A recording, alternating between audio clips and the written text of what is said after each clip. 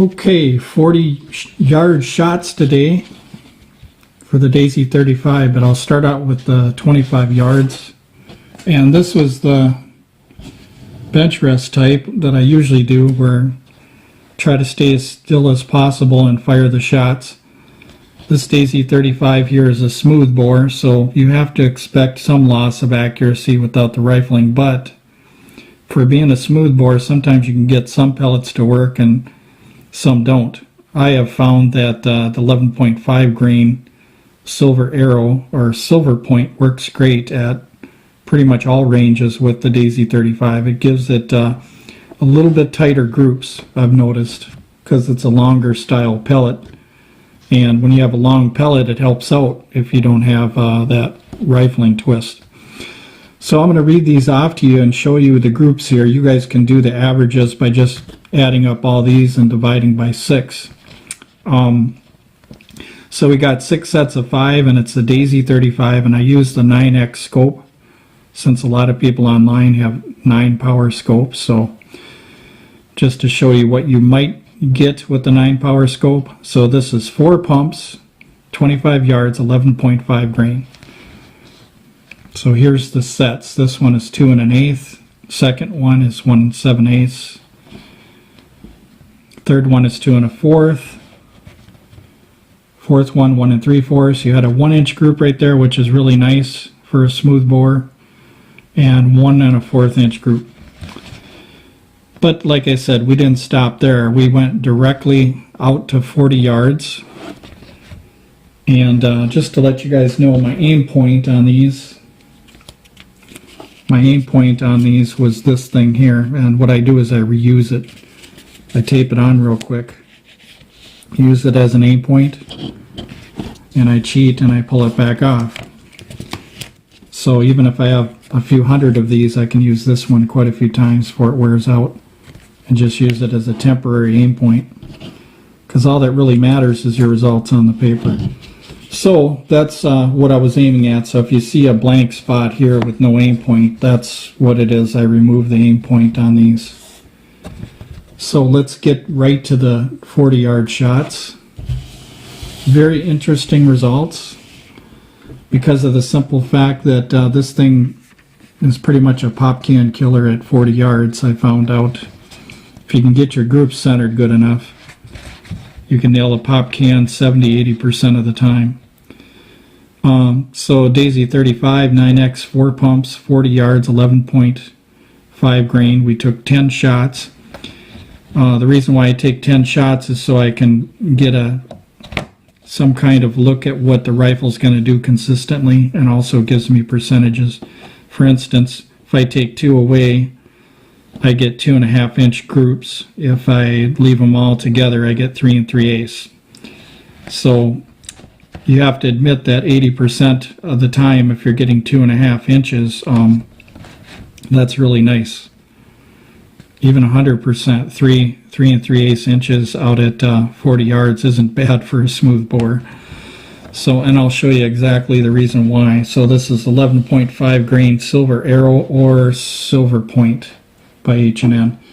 So if you look here, at the pop can, well, off camera, it might look a little different, but you can tell that you're going to probably get 70% or 80% of your shots. If you zero it in for 40 yards and you're centered, it looks like almost all your shots, except for 1 or 2, are going to miss. So that's good to know. That means that you know, a soda can is still within reach of this Daisy 35. And I'll show you the other groups here. The next best, well, actually these are great pellets, but the other one's pretty competitive too for this range, and that's the 8.2 6 grain JSB match grade wad cutter. So here, once again, Daisy 35, 9x, 4 pumps, 40 yards, 8.26, 10 shots, 80%, we got 3-inch groups. And if we took 100%, we got 3 3/4. So that would mean that the silver arrow just might have been doing a little better, not in the windage, but the elevation. This one here did better in the windage, but the elevation is wider, as you can see both groups here. One of them's wider and one of them's got the elevation to deal with. So depends. I think they both perform the same for the most part. Depends on you know, your experience. If you keep shooting these and find out that the silver arrows work better, then you can go for them. So anyway, we got that, but I didn't end it there. What I did do, okay, keep these silver arrows out for now.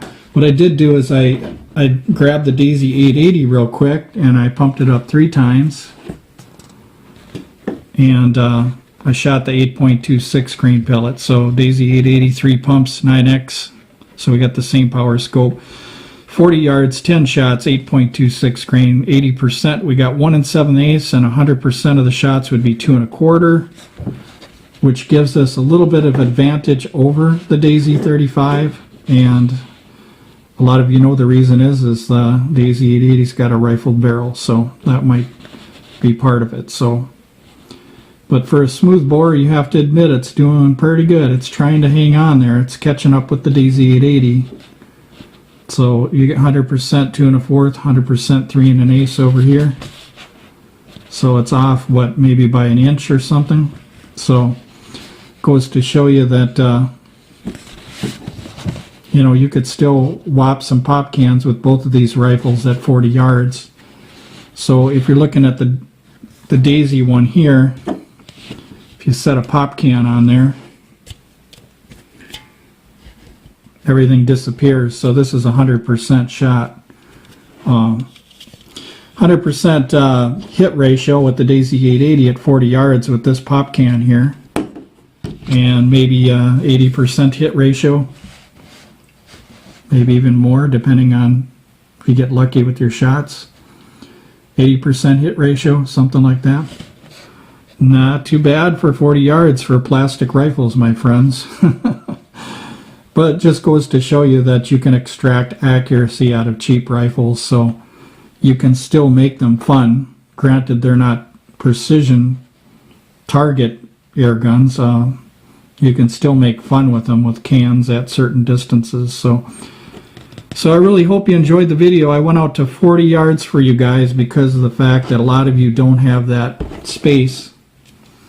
And the reason why I didn't go 50 yards and further is because my limit on groups, once I think something's approaching 4 inches, it's really no good to me. Some of you might like them kind of groups 4 inches and over, but to me, I stop, you know, once I start seeing groups that are getting close to 4 inches like this right here.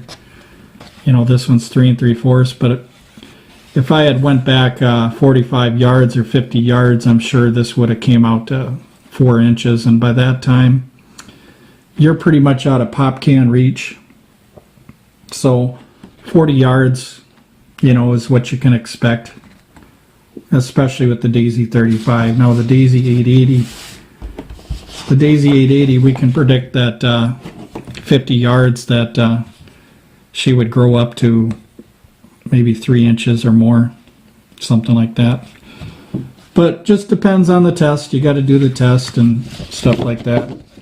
But I got 40 yards I'm willing to do. I get exposed by the fence where there's the street and cars driving by if I go that extra 10 yards. So I'd have to hide inside of a tent or something to make my shots. But the neighbors in my neighborhood know me from every angle, so they're okay with it. But the people driving on the streets, you know, if they can see a peek at me or something, they see a big 40 powers or a big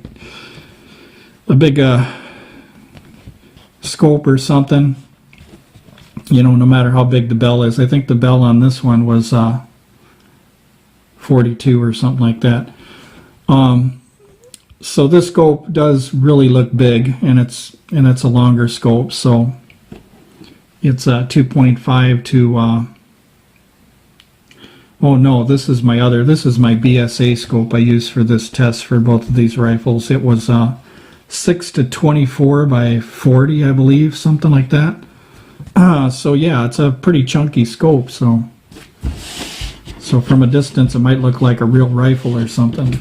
So I just stay pretty much 40 yards, and if you guys want to do this little trick like I do in the field, you see that? Use it for an aim point. You can still use it and pull it off when you're done. You got the groups. But these are cheap enough, sometimes you can just shoot them anyway, but I use them for an aim point. And then I make sure that my bill dot or whatever isn't lined up here, but somewhere down here, so the impact is all down here. So it doesn't destroy this. This stays good for quite a while. Alright, well thanks for watching, you guys.